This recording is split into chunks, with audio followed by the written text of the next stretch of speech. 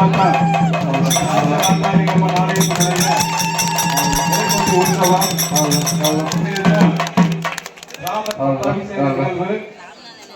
நிகழ்வுகளே நமக்கு சிறிது நேரம் வாழ்த்து சொல்வதற்காக சென்னையில் பத்திரிகையாளராக பணிபுரியும் நமது ஊரை சேர்ந்த நம்பி நாராயணன் அவர்கள் நமக்கு பட்டாபிஷேக வாழ்த்து தெரிவிப்பார்கள்.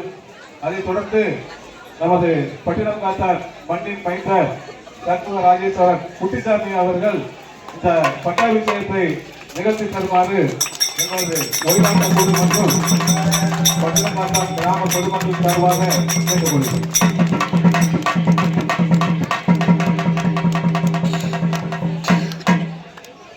அயோத்தியில நடக்கிற பட்டாபிஷேகம் இப்ப ராமநாதபுரத்துல பட்டணங்காத்தால நடந்திருக்கு. அப்போ அயோத்திக்கும் ராமநாதபுரத்துக்கும் நம்ம பட்டணங்காத்தாலுக்கும் என்ன சம்பந்தம்னா எல்லா சம்பந்தமும் இருக்கிறதா அர்த்தம். பட்டாபிஷேகத்துக்கு ஸ்ரீலங்காலேருந்து கிளம்பியாச்சு. ராமர் புஷ்பக விமானத்துல கிளம்பின உடனே வானரத்தெல்லாம் ஏற்றியாச்சு. நேரம் பறக்கணும். உடனே சீதா தேவி சொல்றாரு, சீதா தேவி நீ ஒரு சின்ன உதவி பண்ணணும். என்ன பண்ணணும்? இந்த லங்காவை பார்க்கணும் உன் கண்ணாலங்கிறார்.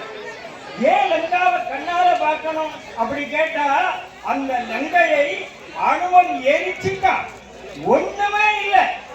அப்ப யாரு பார்த்தா அந்த ஒண்ணுமே இல்லாத பூமி வரும்? லட்சுமி பார்த்தாதான் வரும், மகாலட்சுமி பார்த்தாதான் வரும். சீதா தேவி மகாலட்சுமி என்பதால் ராமன் சொல்லுகிறார், இந்த எரிஞ்சு போதச்சு லங்காவ நீ அப்படியே அந்த புஷ்ப விமானத்துல ஒரு தடவை பாருங்கிறான். சீத்தை பார்க்கிறான்.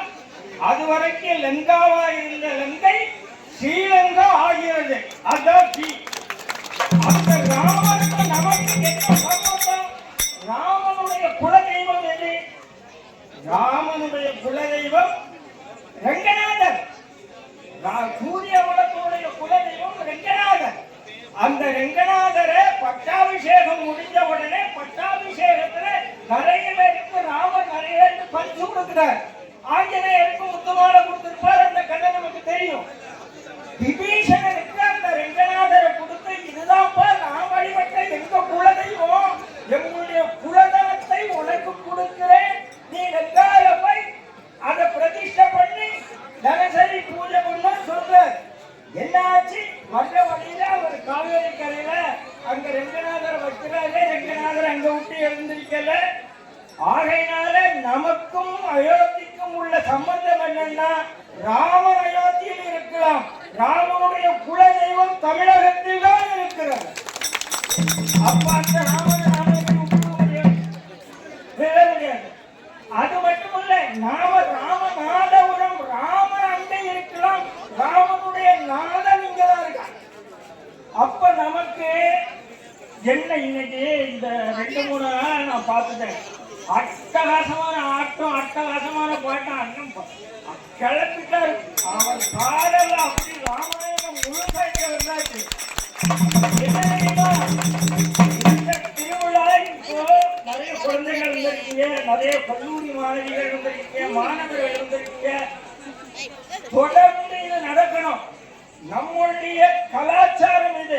இப்படி ஒரு சுதந்திரம், இந்த ஆட்டம் பாட்டம் கொண்டாட்டம் எந்த காலத்திலையும் இந்த கலாச்சாரம் நம்மளை விட்டு போகக்கூடாது. அதுதான் நம்முடைய வெற்றி. ஆகையினால ராமநாதபுரம், ராமன் அப்படின்னு எடுத்துக்கொண்டால் நீங்க நல்லா பாத்துங்க.